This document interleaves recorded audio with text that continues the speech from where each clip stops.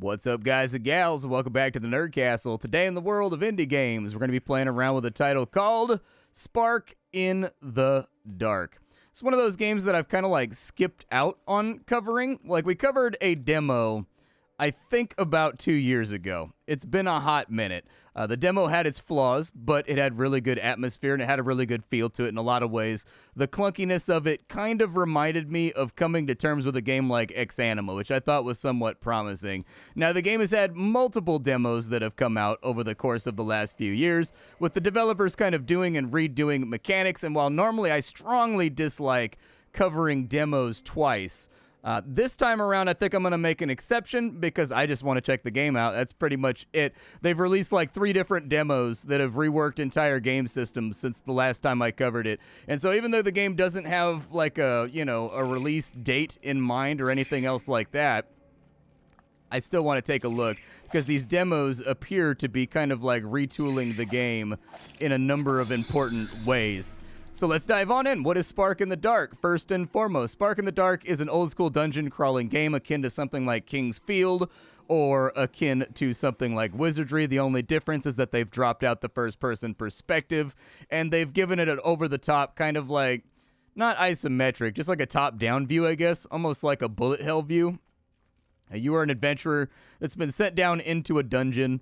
Like a gazillion people have been sent down into the dungeon before you over the last centuries, because it's a dangerous place full of bad things called Dargroth, and the powers that be more than likely want it gone because it represents some kind of civic hazard. So down into the dungeon we go to discover the fact that there's like a lot of other people they've sent down here before us. The game focuses on being kind of like a realistic dungeon crawl, or at least like a heavier dungeon crawl, in that like small mistakes can kill you instantly in this game. Like, you can die very, very easily. If you've ever played anything like Dark and Darker or King's Field, you'll know exactly what I'm talking about on that dying quickly front.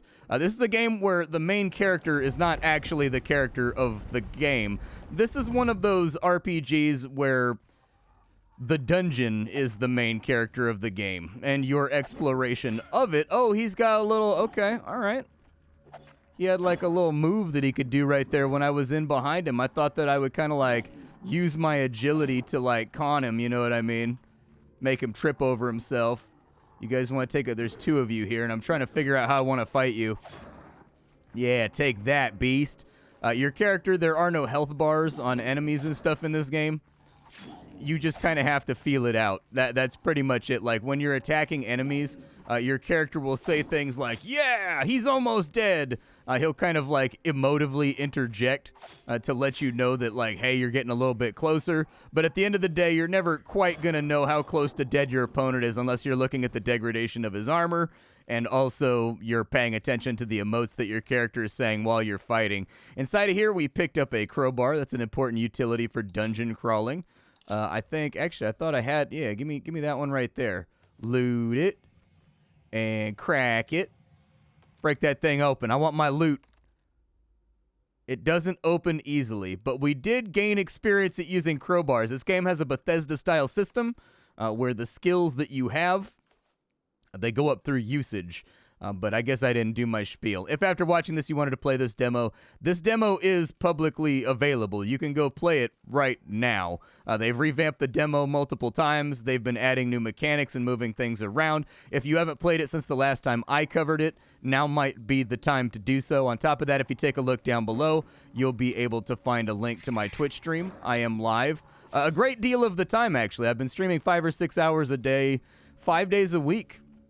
For a while, 4 days a week, actually, for a while. And so there's a lot of Splattercat content out there that's just being left on the table if you aren't seeing the streams or whatever. Oh, wow, there's a lot of you, huh?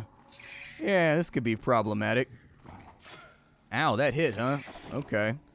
I might need them to kind of, like, trip over each other. Or the spider. The spider is, like, unapologetically faster than everybody else. And so I kind of feel like we get in here with the spider...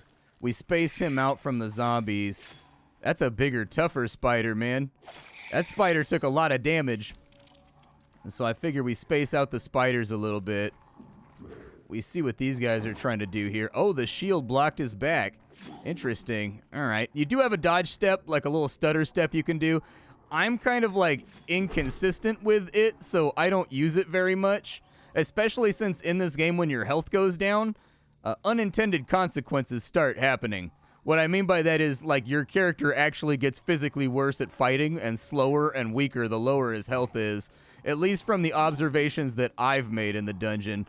If I could get these guys separated, like, in any way, I was going to say I might be able to bring one of them down, but they're kind of like sitting on top of each other's faces right now.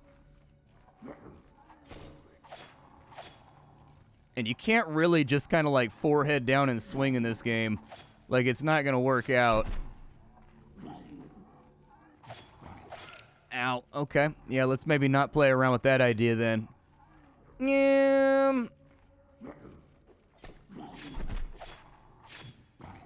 God, there's so many zombies. They take so much damage, dude. Is my weapon not working very well? Maybe I should pick up a different weapon.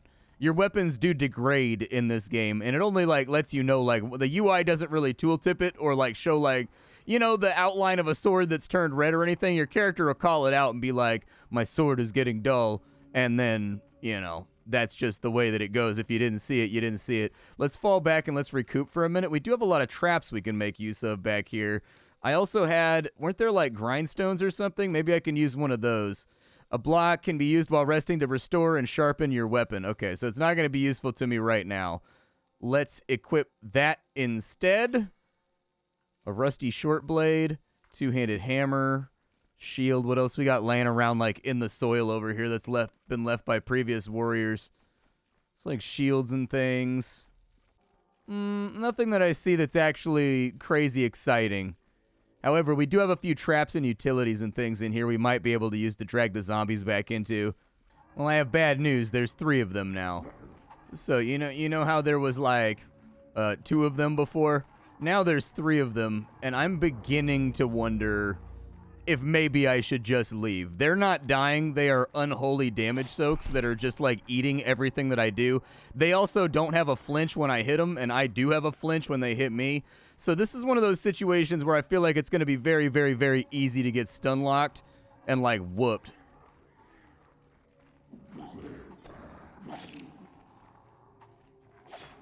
I can get like a little bit of damage off. He's almost dead. All right.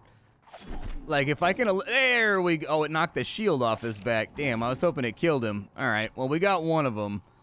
This guy's got to be close, too, because I know that I've been chunking on him for a while. I just got to get my spacing right. Come on. Give it to me. I know I can eke that hit. There's like a razor-thin spot, though, where you can smack him and avoid a retaliation with the back dodge. Yeah, and it's just not working right there. Let's fall back and heal. For whatever reason, effervescent Walmart fluorescent lighting in this game is what heals you. I don't know what the lore is behind that. Your character muses on these things. As you're inside the dungeon, you can actually, like, investigate sort of like reliefs and points of interest, I guess.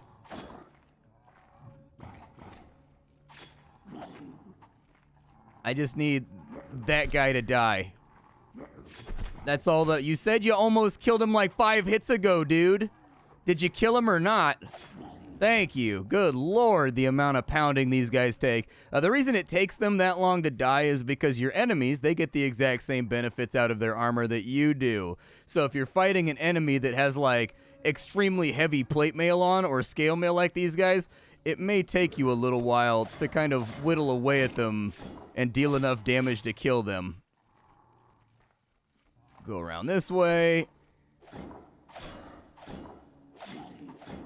I don't have too much left right now. Oh, I stepped on a boobity trap. Not great. Debuffs in this game are big bad news. If you get debuffs in this game, you're going to have a bad time. See, as you can see, my swing speed is now severely reduced. We need to go cure this, actually. So there's another lantern over here. I think, like, this game is kind of permadeath. Like, when you die, you got to restart from the beginning, kind of Ex Anima style. One thing about that, though, is that it's got kind of like that roguelike feeling to it, where as you're going into this title, part of what you bring it with you into the dungeon is your knowledge. Like, if you've died a dozen times, you know things now about monster placements and, like, where the enemies are that are going to make your journey a lot easier when it comes to, like, guessing whether or not you're going to get caught with an ambush. Man, this guy just does not want to die, does he? We just got the almost killed him notification. All right. Come on.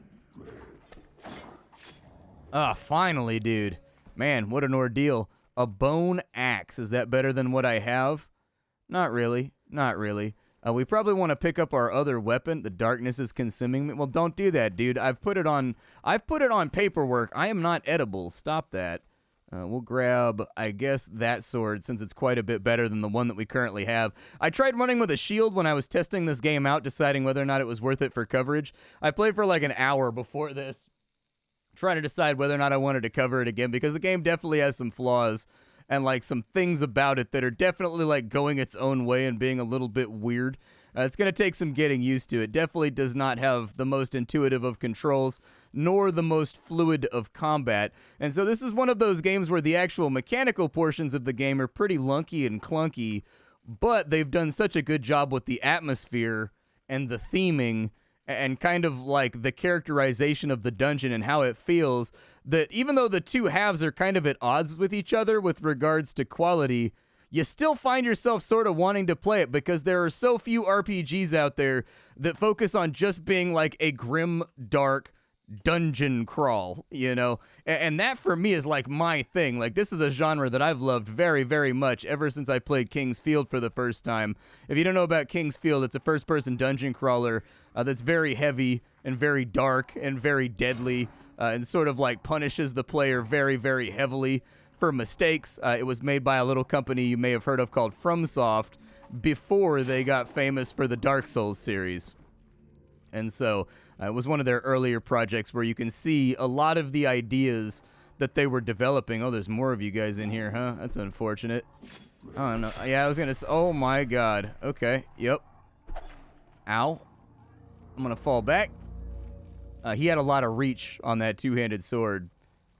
It was a little bit unexpected. I was not expecting him to actually have that much reach on that thing, so we're going to have to approach this a little differently. We did get the debuff off of us. However, when it comes to fighting this guy, we're going to have to get creative. There we go. That works. He dropped this weapon, which is great for us. Not so great for him, but really good for us. I was going to see if I could maybe bait a swing over here. Two-handed guy, we're gonna have to figure out an opening. It really is kind of a problem when these guys are stacked up like this. There we go, but you can use them like a little bit to whoop on each other. Ow.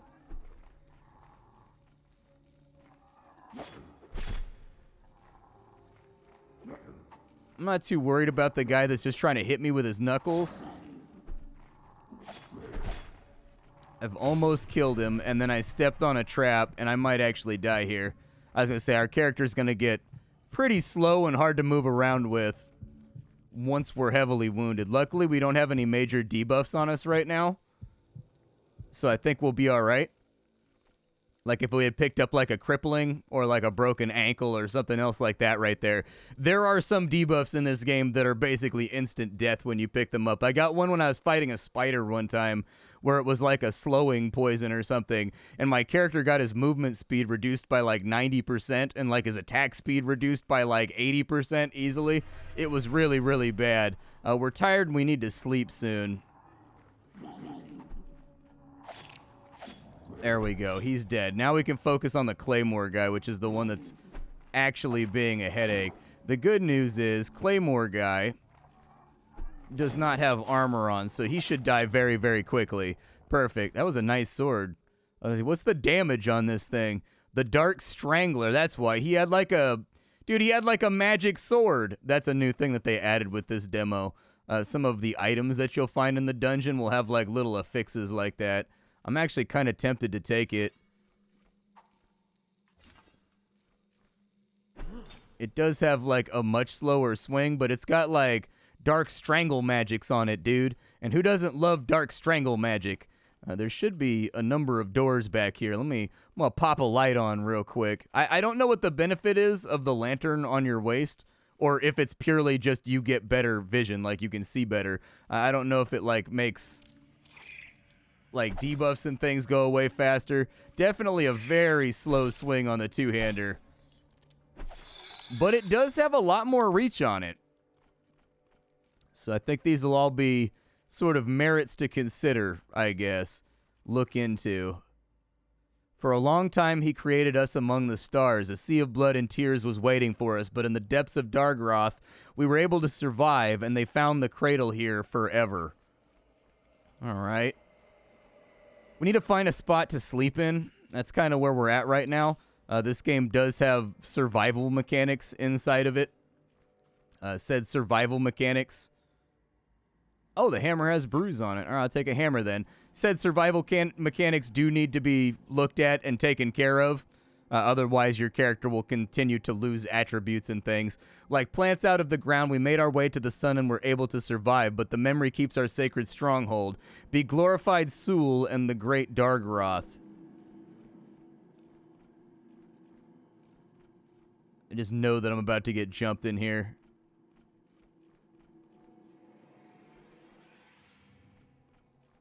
Keeps playing scary sounds. So this is a good example of a restroom.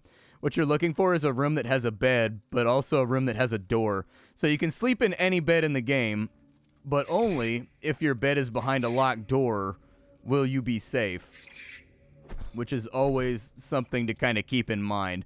So I'm going to kill the giant spider on the outside the room because I just don't feel comfortable sleeping with its corpse nearby. I would like to be safe while I slumber. We're going to close that door right there. All the animations and sound effects in this game are done very well. As I said, this is a game where theme, atmosphere, and the characterization of the dungeon are done very, very well. The combat, however, is clunky. And I think they're going for weighty and heavy, but it's got almost like a lurchiness to it that I think is going to need to be solved out. Like, you can have combat that's fluid, that still has weight, and still feels kind of flicky, and still feels good. Books are important because you can read them while you sleep. So if I want to come back over here and rest, we can actually make a camp. And there you go. We've made a camp. We get our health back. I can sharpen my weapon, so I can take a grindstone and I can work on the two-handed sword. So there it is. And there you go. It's now a perfectly sharp rusty sword. Our character also journals. He will muse upon things that you come across in the dungeon and like various legends and things that you found on walls. I don't know how many floors there are to the actual dungeon right now, but this is also a new feature. So this and the item affixes are both new features that weren't in the game the last time I looked. You can also read books if you want to. There will be like little animations or I guess little illustrations when you read books. Oh, there's another one over here. Divas as beautiful as flowers, they arose by the will of the Father of the Void, sorrow and anxiety in the souls of all. They dispelled their songs, dances, and laughter.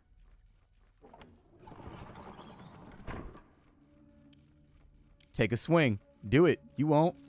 You afraid, spider. You afraid. You won't. You won't. Look at you right now getting bodied. Almost stepped on that booby trap, though. That would have been a mistake. How many more of you guys are in here? I need a lantern. I hear something in here. It's another spider. Yeah, so I want the spider to step on that Trapperinos. And then my hope was that I would kill one of... Oh, I did. Good. Okay, one of them's dead. We'll keep on whipping away. How much damage is this dealing now? Hold on. How much damage is this? My armor is damaged. My item is damaged. So I need to pick up a new armor around here somewhere. But we do have a bonus for being cheerful because we slept, so now my character is speedier. And I do like that little things in the game like when you slept last and whatnot affect your character's performance. That's locked and we need a crowbar. This has medium armor inside of it. And it's flexible. Let's take that. I don't know what plus 15% to dodge does. I don't know if it just makes our dodge more responsive or what. A lot of things are kind of unexplained in this game. But it has an affix on it, so it's like kind of the equivalent of like a magic item in Diablo, so we'll take it. Bone axes, dead guy over here. Dirty bronze key. Take that. This guy has heavy armor on. It's got better defense than what we've got, but it is quite a bit weightier. And then we lose the benefit that we're rocking with our dodge. Does it say what dodge does inside of here?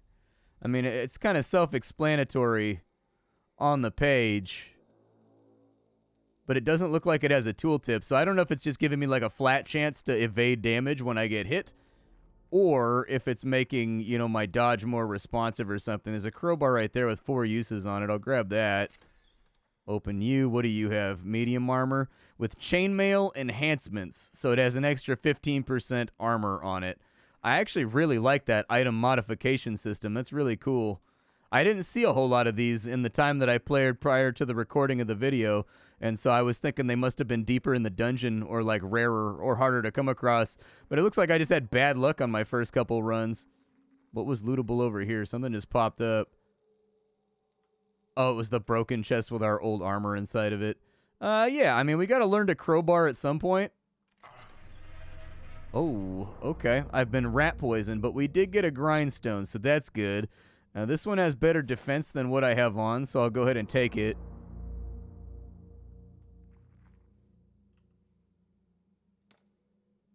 Yeah, this has 16 defense, so I'll go ahead and take that.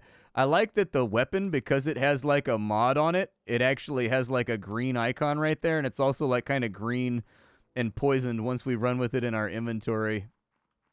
It's pretty nice.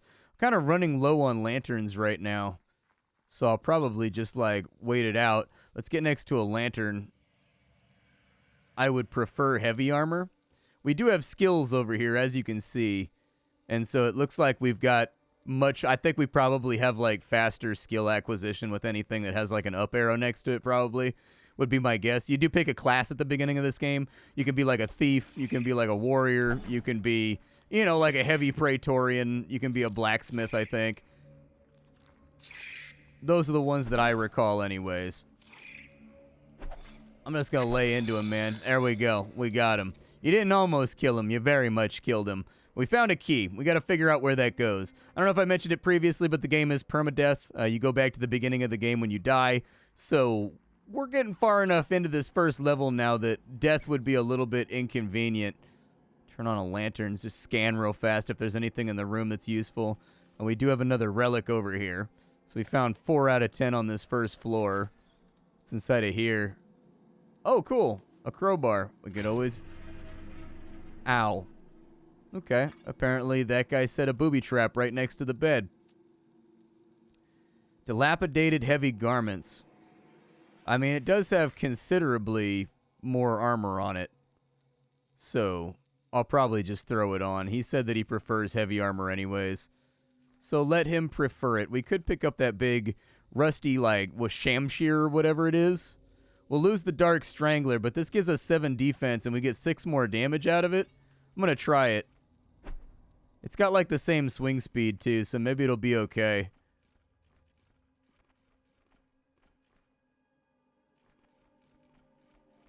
What are we up against?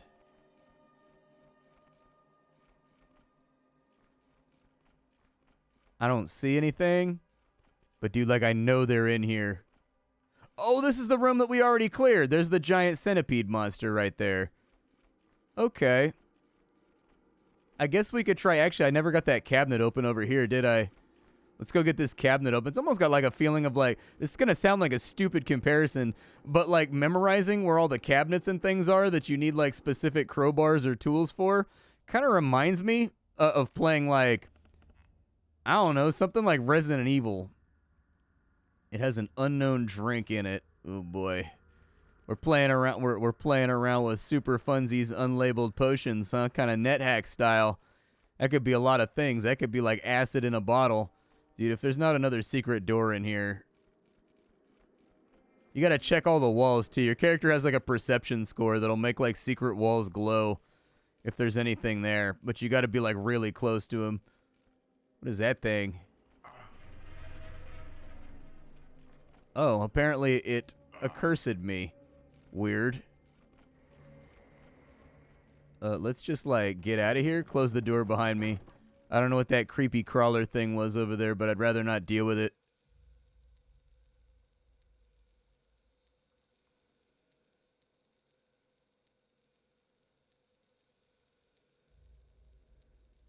It looks like I've got an actual deep wound that I can't get rid of just by doing this either.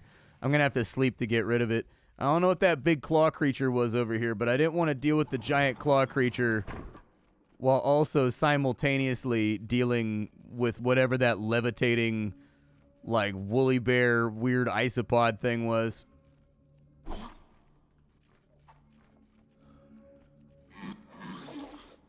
Okay. Ow, ow, ow. Okay, all right, all right, all right.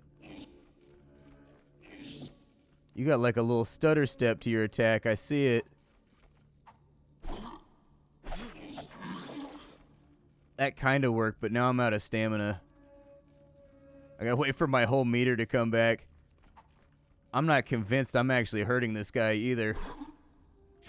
Like, I think if he keeps stepping into it, I can keep doing that little 1-2 tap right there, but this is kind of high stakes.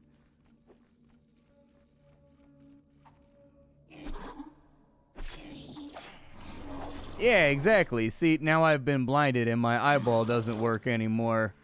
That's the fun of getting your eyeball slashed out by a claw beast down inside of a dungeon, is that you just don't get to use your eyeball anymore. All right, let's stay moving. We'll stay kind of heavily mobile. If I can bait him across traps and stuff too, I think that's actually not the worst way to go after this guy. Did he die? Oh, he died, dude. A Nis. An ugly creature with bloody claws. He's covered in mucus and many black eyes appear from the head. I wasn't able to kill that guy, dude. I fought that guy when I was playing around with the game prior to this video. And, like, I stayed in this room for, like, 10 minutes pounding on him, and he didn't die. So, like, I wasn't quite sure if he could actually be killed or if he was just kind of like this leashed monster that was going to be on you after that point. Now we can go look at this isopod thing and figure out what we can do about it. It looks like it's over the abyss in here, though, so I'm not crazy convinced I can actually hit the damn thing. Or if it's just some kind of, like, curse beast. These are probably instantaneously fatal, would be my guess. Oh, good.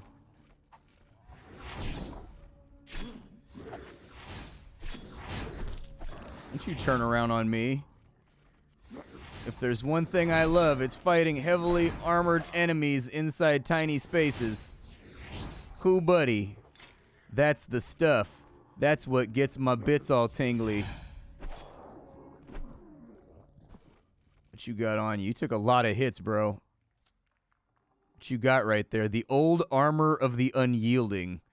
It's the same weight for 6 more armors. No wonder you took so many hits to die. My man was chonky. Damn it, my lamp went out. That's not great. There we go.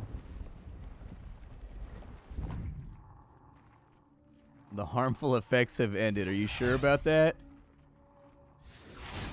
I'm just going to kind of like go back this way, because fighting in that little area just seems like it's not going to work out for me. Especially because I can't see with my eyeballs right now, dude. It's too dark, and I just used up my last lamp. So I'm actually like a little tiny bit worried about this. We'll run past whatever the hell that thing is. I think it just curses you, dude. I don't think it really does anything else. It just like hits you with a curse whenever you come through that you just got to kind of like ride out. There also appears to be some kind of hidden mechanic that I'm not aware of, that like if you're in the dark for too long, it seems to like start to take your health away, dark and darker style. I don't know if that's a new addition or if that was a reasonably recent addition. Painful shock. I think it makes your dodge slower from looking at it, but it's hard to say. The chopped is really the only thing that I have to worry about. I've got like a big chunk of meat hanging off me right now that I'm going to need to get to the bottom of. Blood drags into a scary room, eh?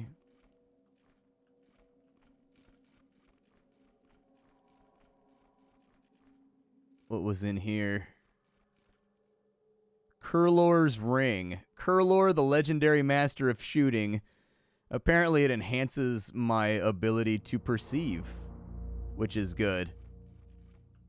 We're going to have to go over the top of the bed. Hopefully this isn't trapped. It was indeed trapped. Rip.